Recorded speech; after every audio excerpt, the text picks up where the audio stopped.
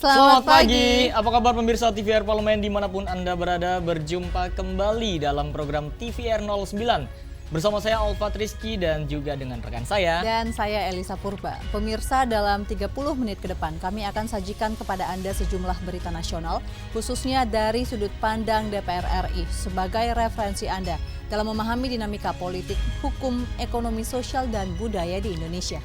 Dan pemirsa TVR Parlemen, inilah TVR 09 selengkapnya.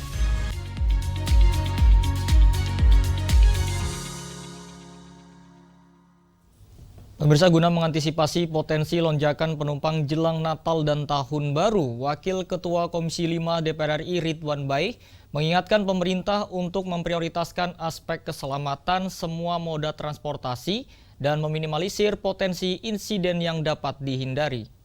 Meski libur Natal 2024 dan Tahun Baru 2025 masih kurang dari 2 bulan lagi, Komisi 5 DPR RI ingin seluruh pihak pelayanan Bandara Soekarno-Hatta melakukan persiapan yang intensif untuk menghadapi potensi lonjakan penumpang yang akan pergi dan datang melalui Bandara Soekarno-Hatta. Wakil Ketua Komisi 5 DPR RI Ridwan Baik menyampaikan, prioritas utama dalam semua moda transportasi adalah aspek keselamatan. Berbagai potensi insiden yang dapat dihindari, terutama aspek internal, perlu diantisipasi. Semua maskapai tidak boleh kompromi dalam urusan keselamatan penumpang.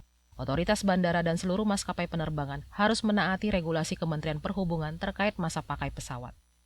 Tidak boleh sedikit pun lalai dari onderdil, dari berbagai aspek yang ada perangkat di pesawat itu dalam persoalan keselamatan harus dijaga dengan baik.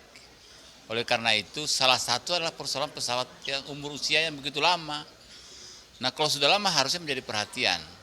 Oleh karena itu saya meminta kepada Kementerian Perhubungan, termasuk dari perusahaan-perusahaan penerbangan kita, itu mereka harusnya memperhatikan kemungkinan bahaya akan terjadi, sekecil apapun.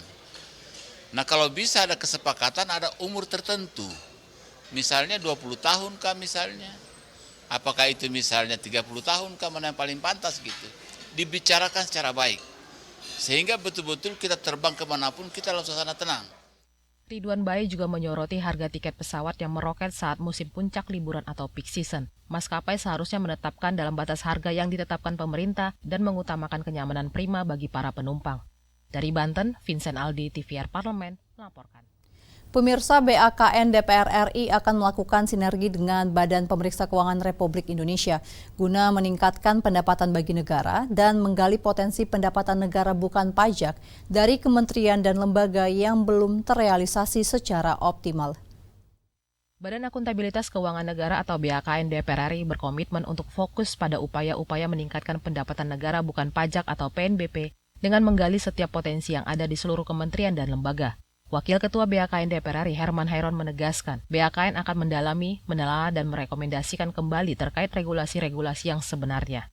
BAKN DPR akan melakukan sinergi dengan Badan Pemeriksa Keuangan RI agar bisa meningkatkan pendapatan negara dan menggali potensi PNBP dari kementerian dan lembaga yang belum terrealisasi secara optimal.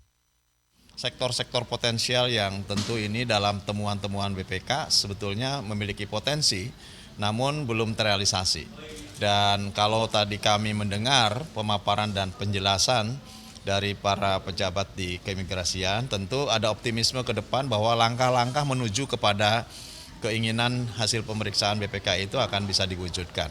Namun tentu ada tahapan-tahapan, termasuk tadi bagaimana ada program Quick Win yang ini dalam waktu dekat harus bisa diselesaikan, termasuk tadi ada AutoGate, ya, kemudian pelayanan secara online, yang ini juga akan meningkatkan terhadap pendapatan negara. Dengan online bisa meningkat 2 kali lipat dari pelayanan reguler yang dilakukan di kantor-kantor imigrasi. Saya kira inovasinya akan terus dicari ya, juga sejalan dengan menyelesaikan hasil temuan-temuan BPK.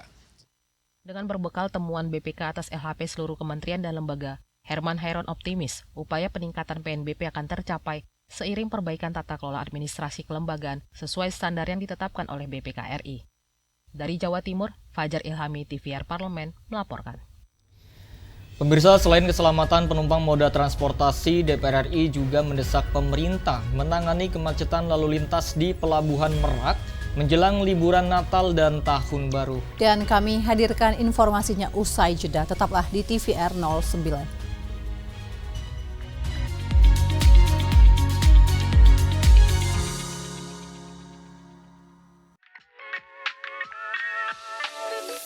Saya diberi tugas juga oleh Bapak mentor saya, Pak Zulkifli Hasan, beserta Sekjen saya, Pak Edi Suparno. Saya selama ini tenaga ahli di Komisi 7 dan di partai juga biasa-biasa saja, tidak menyandang jabatan yang spektakuler.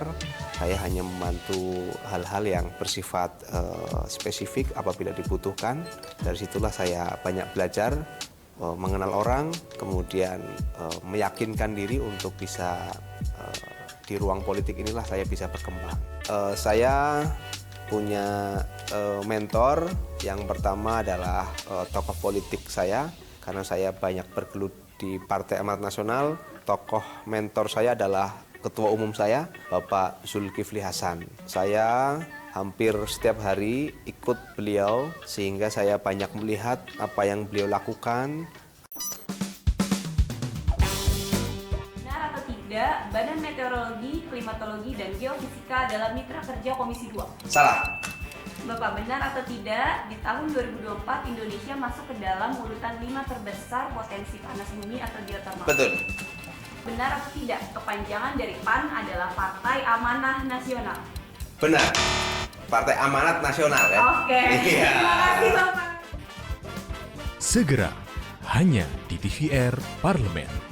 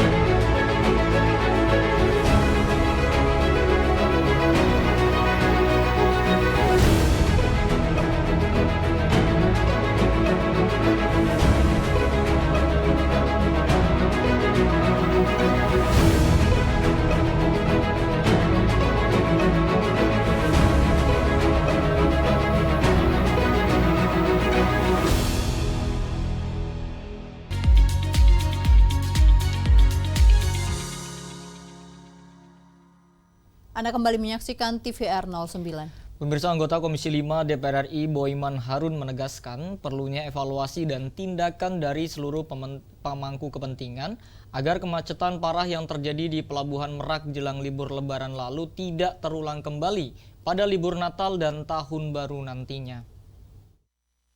Komisi 5 DPR RI mendesak pemerintah menangani kemacetan lalu lintas di Pelabuhan Merak menjelang liburan Natal dan Tahun Baru. Setiap tahun, Pelabuhan Merak mengalami penumpukan kendaraan. Berdasarkan data PT ASDP Indonesia Ferry, pada libur Lebaran 2024 ada lebih dari 33.000 pemudik dan 9.000 unit kendaraan yang menyeberang dari Jawa ke Sumatera. Dalam kunjungan kerja ke Provinsi Banten, anggota Komisi 5 DPR RI Boyman Harun menegaskan perlunya evaluasi dan tindakan dari seluruh pemangku kepentingan agar kemacetan yang parah tidak terulang. Upaya-upaya yang akan dihadapi berkaitan masalah Nataru, harapan kita tidak ada lagi kemacetan seperti tahun-tahun lalu yang begitu panjang dan banyak sekali itu. Makanya kita mendengar pada hari ini dan alhamdulillah setelah mendengar penjelasan mulai dari perhubungan termasuk Wakil Menteri ada di situ, PJ Gubernur juga ada di situ, beberapa dirjen ada di situ. Kita optimis ke depan insya Allah kemacetan yang panjang itu tidak terulang lagi. Sementara itu, anggota Komisi 5 DPR RI Danang Wicaksono menyoroti waktu tunggu yang lama di Pelabuhan Merak, terutama saat pembelian tiket langsung yang menyebabkan penumpukan kendaraan.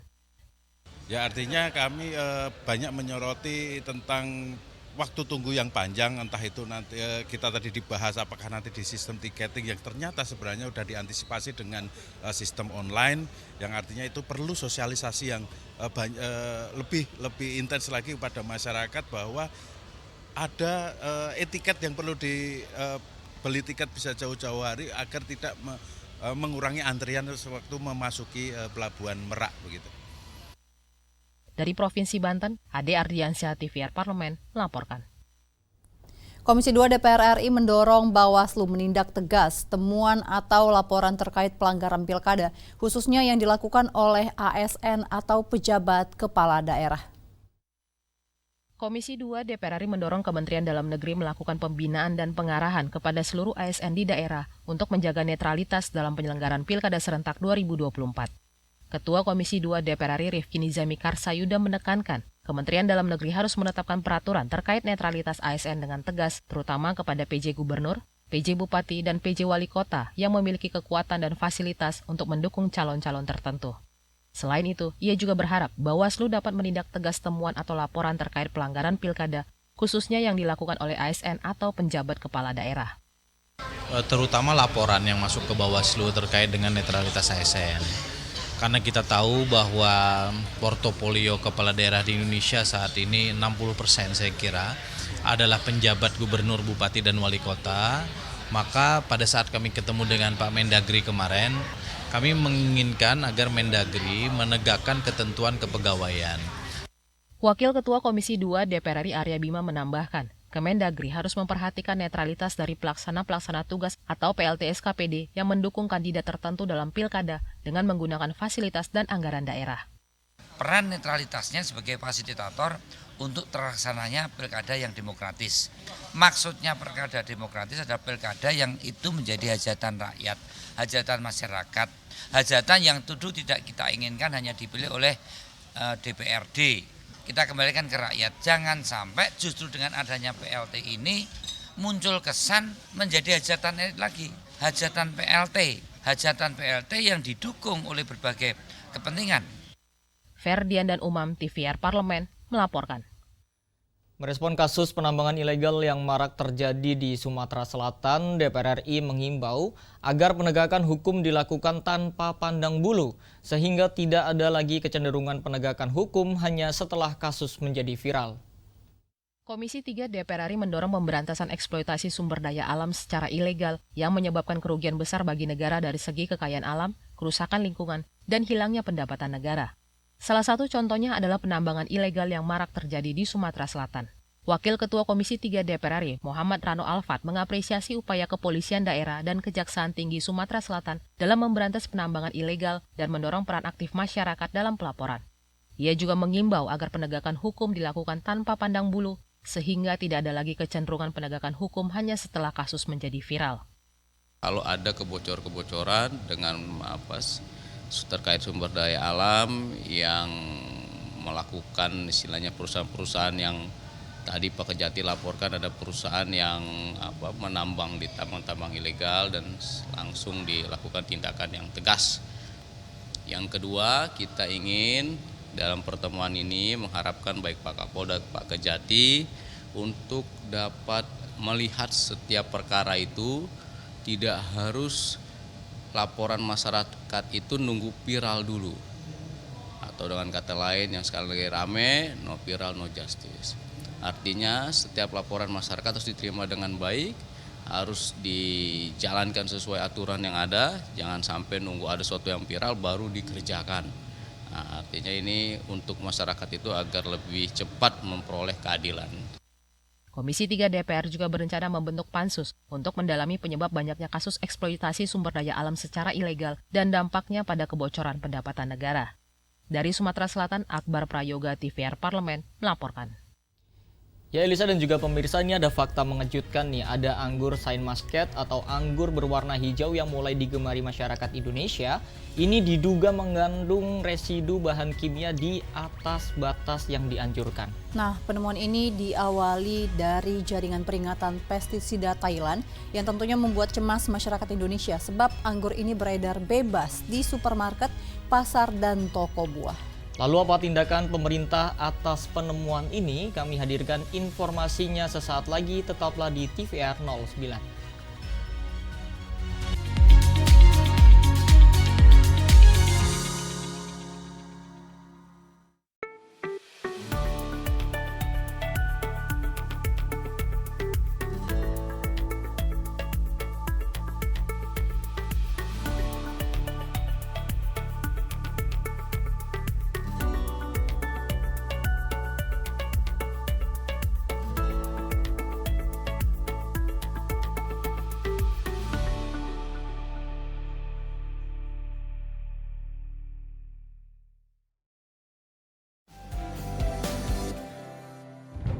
Maunya dua-duanya kelar nih.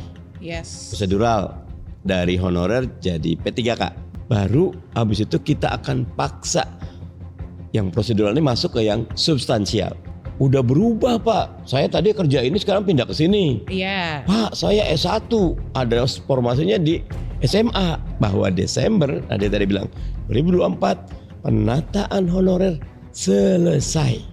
Ada yang menyampaikan kalau sebenarnya honorer ini ketika tidak lolos nantinya akan menjadi paruh waktu. Nah, itu paruh waktu tuh sebenarnya gimana Pak sistemnya? Kalau bahasa sederhana sih yang saya tangkap, tidak ada yang berani memberikan penjelasan seperti apa sih paruh waktu. Ada honorer siluman, ada honorer pejuang. Nah, ini honorer siluman ini juga banyak sekali. Honorer siluman itu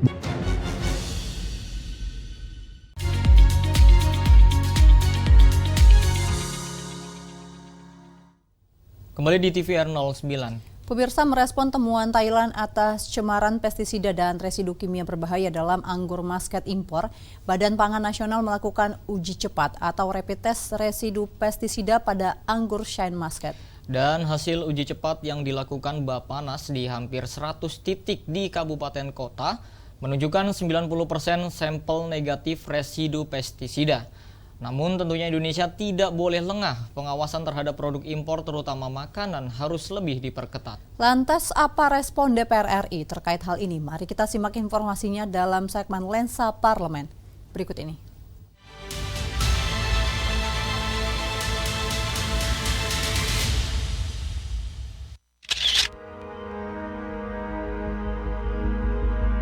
Diawali peringatan dari Jaringan Peringatan Pestisida Thailand mengenai kontaminasi anggur Shine Muscat dari Cina yang mengandung residu bahan kimia di atas batas yang dianjurkan.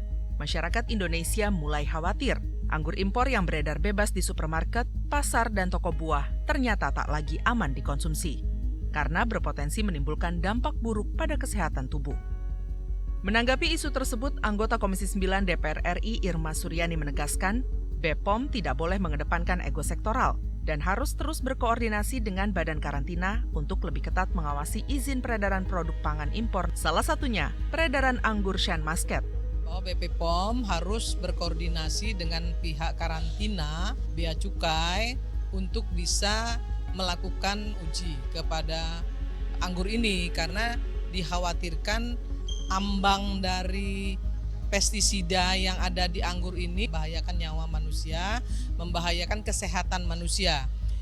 Harusnya BPOM dan karantina berkoordinasi terkait hal ini gitu, jangan saling lempar tanggung jawab gitu ya, sehingga semua pekerjaan yang menjadi masalah itu bisa terselesaikan dengan baik. Merespon temuan Thailand atas cemaran pestisida dan residu kimia berbahaya dalam anggur Muscat impor, Badan Pangan Nasional melakukan uji cepat atau rapid test residu pestisida pada anggur Shine Muscat. Hasil uji cepat yang dilakukan Bappenas di hampir 100 titik kabupaten kota menunjukkan 90% sampel negatif residu pestisida, sementara 10% lainnya terdapat kandungan residu dalam jumlah aman sehingga tetap bisa dikonsumsi. Sebagai tindak lanjut, sampel tetap dikirim ke laboratorium untuk memastikan kandungannya. Lebih lanjut, sebagai garda terdepan perlindungan konsumen, anggota Komisi 6 DPR RI Mufti Anam meminta Badan Konsumen Nasional atau BPKN lebih proaktif, turut berkoordinasi dengan Barantin dan BPOM dalam menginvestigasi kasus-kasus dugaan pelanggaran perlindungan konsumen yang tengah viral di media sosial. bagaimana hari ini kita lihat ada namanya anggur muskat itu yang ternyata katanya berbahaya walaupun masih dalam penyelidikan ya tentunya. Tapi sampai hari ini kami belum dengar dari mitra kerja kami BPKN melakukan langkah-langkah yang konkret terkait itu. Jangan sampai yang melindungi konsumen kita ini justru dari masyarakat sendiri. Padahal negara punya instrumen melalui namanya BPKN untuk memberikan perlindungan terhadap konsumen kita. Redaksi TVR Parlemen melaporkan.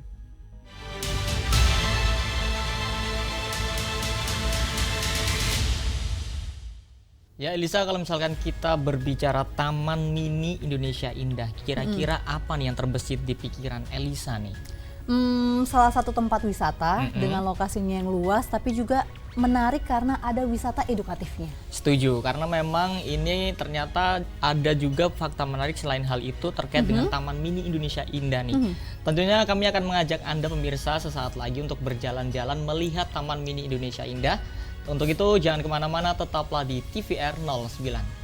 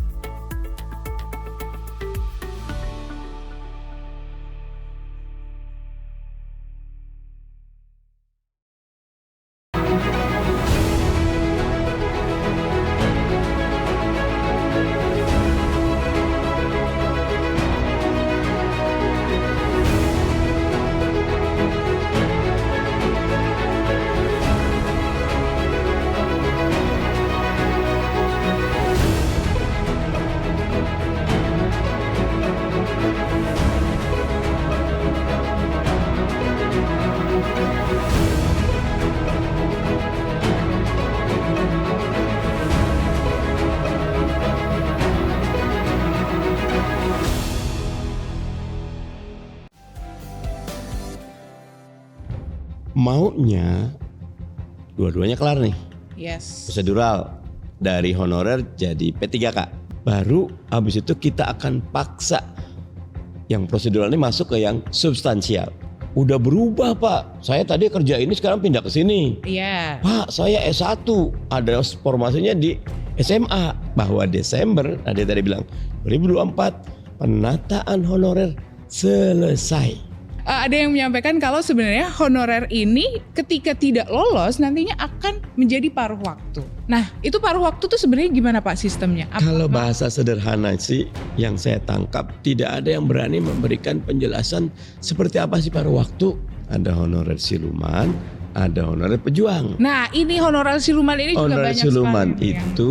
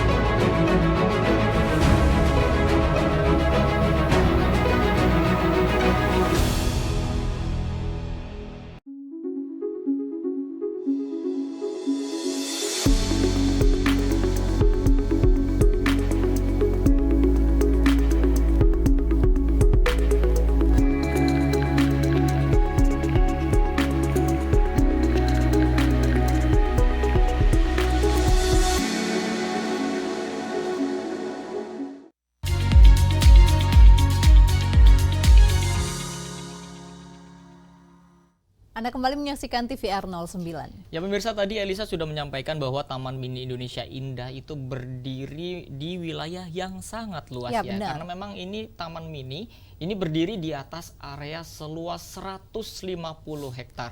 Ternyata memang seluas itu ya, Alfat ya. Dan memang ini ternyata pencetus dari pembangunan Taman Mini Indonesia Indah ini adalah ibu negara dari Presiden kedua Republik Indonesia, Presiden Soeharto, yakni Ibu Siti Hartina Soeharto atau yang kita lebih kenal nih dengan Ibu Tien Soeharto. Nah, kira-kira ini semakin menarik ya kalau misalkan kita mengupas terkait dengan Taman Mini. Kira-kira apa lagi ya fakta menarik terkait dengan Taman Mini? Langsung saja kita saksikan tayangan Intips, fakta menarik seputar Taman Mini Indonesia Indah pada segmen Intips, informasi dan tips berikut ini.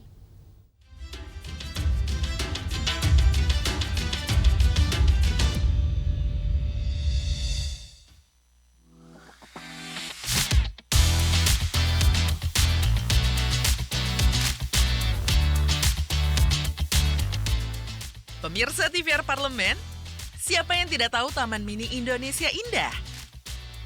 Taman wisata budaya ini sudah akrab di telinga kita tentunya.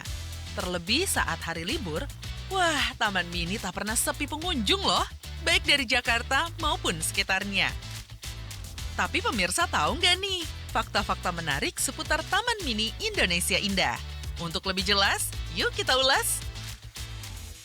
Pemirsa, Taman Mini Indonesia Indah berada di Jalan Raya Taman Mini, Jakarta Timur, yang berdiri di atas area seluas 150 hektar.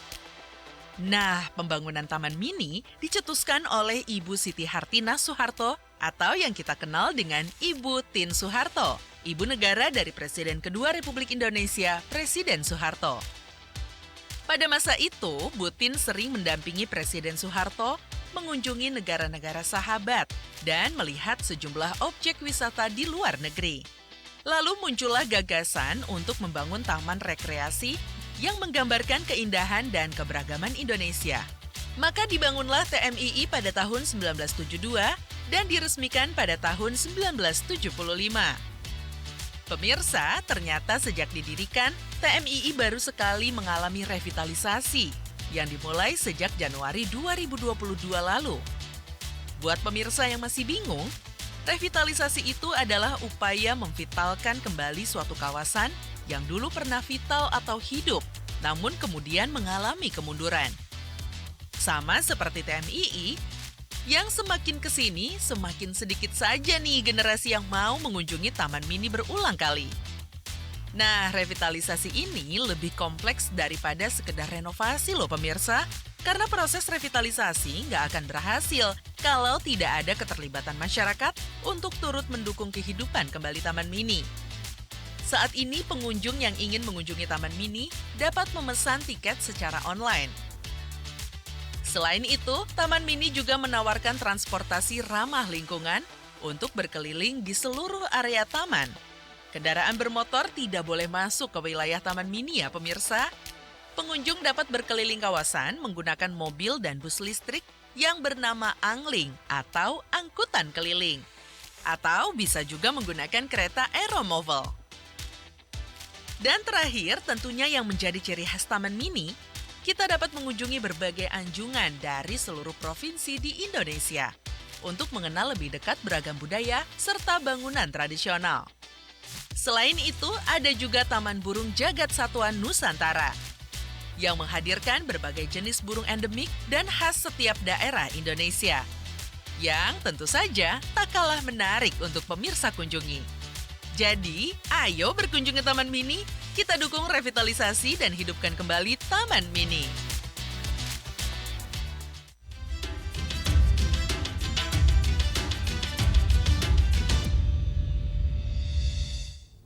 Itu dia tayangannya untuk Anda pemirsa, dan di penghujung acara kami informasikan kepada Anda sejumlah agenda DPR RI pada hari ini Selasa 5 November 2024. Pada pukul 10 waktu Indonesia Barat akan ada rapat paripurna DPR RI dengan agenda pemberian kewarganegaraan bagi atlet naturalisasi. Kemudian pada pukul 14 waktu Indonesia Barat akan ada rapat kerja Komisi 1 DPR RI dengan Menteri Komunikasi dan Digital. Dan tentunya pemirsa, sejumlah agenda serta program DPR RI lainnya masih dapat Anda saksikan secara langsung di TVR Parlemen.